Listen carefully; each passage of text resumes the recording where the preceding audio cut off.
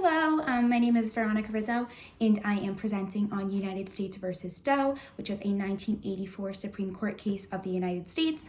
So just going over the basic facts of this case is that a grand jury was investigating corrupt contracts and served respondent with 5 subpoenas. These subpoenas demanded that respondent hand over various forms of his business documents, such as bank statements, canceled checks, telephone records, all of that.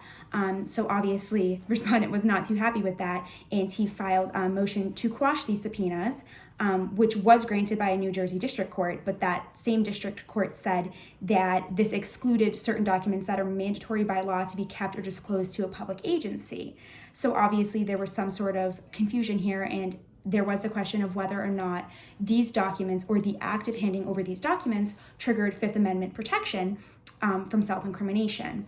So we can get more into the issue here, which I just said is the fact that does the Fifth Amendment privilege against compelled self-incrimination pertain to a sole proprietorship or the documents of a sole proprietorship and the handing over of these documents? So obviously the Fifth Amendment is called into question here, as well as Bellis versus United States and Fisher versus United States, which are both Supreme Court cases, as well as Title 18 of the United States Code. So moving in, so pretty much through the use of Bellis versus United States, the Court of Appeals found that the Fifth Amendment cannot be applied to a partnership, a corporation, or any form of collective entity when it comes to this protection. However, the same Court of Appeals determined that a sole proprietorship does tend to act in more of a personal way, so that the respondent's claim of privilege shouldn't just be thrown out of the question, that it could be a valid source. So using Fisher versus United States, it was determined that business records are typically not privileged because they are produced without compulsion. They're completely voluntarily created.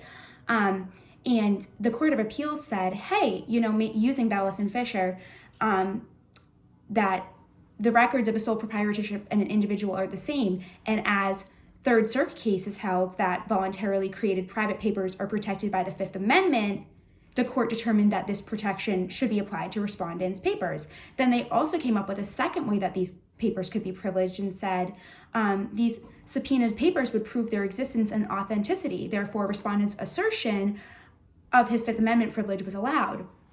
I'll get back to those two ideas where the kind of cop-outs that the Court of Appeals tried to get for respondent.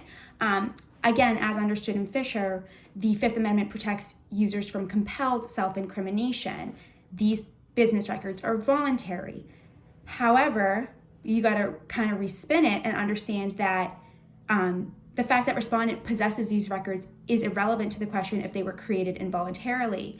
So it's safe to determine that these records are not privileged and they should be able, to come into the light. However, the documents themselves, as I said, aren't privileged, but producing them to a higher power might be, according to Fisher, because they can hold self-incriminating evidence, and the production of documents can be testimonial and not incriminating. However, the District Court of New Jersey determined that respondents' production of these documents would absolutely be testimonial self-incrimination. Therefore, they could be privileged. The act of handing them over could be privileged. Kind of spinning back to all of this is the fact that there's a way for the U.S. government to get around this privilege, and it's the fact that they just have to file for a request for use immunity. In accordance with Title 18, United States Code 6002 and 6003, they were completely able to just demand the production of these files and these documents, but they didn't do that. So a doctrine of constructive use immunity should have been adopted, as it protects the person claiming privilege from harmful use of incriminating evidence against them. So it could have really just assisted the U.S. government in getting these documents, and also they wouldn't have been used against the respondent. Like, this production wouldn't have been used against him in any form. So through Title 18 of the U.S. Code, use immunity in regards to possibly incriminating evidence is able to be granted. However, the United States government failed to do so.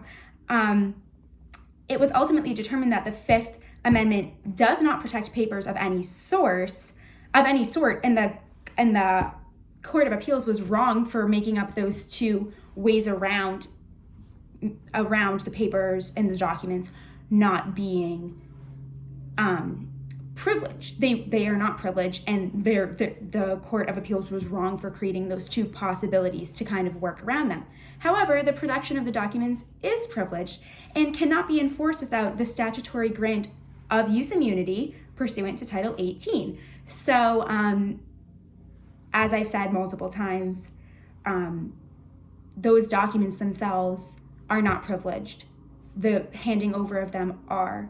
The United States government could have gotten around utilizing Title 18 of the United States Code, but they failed to do so. So obviously, half and half of this case. So it was affirmed in part and reversed in part. The Court of Appeals judgment will still exist under the supervision of the district court for further opinion. That is how it ended. So evidently, there were some parts that were very easy to work around, and the production of these documents could have just easily occurred had it been that the United States government utilized Title 18.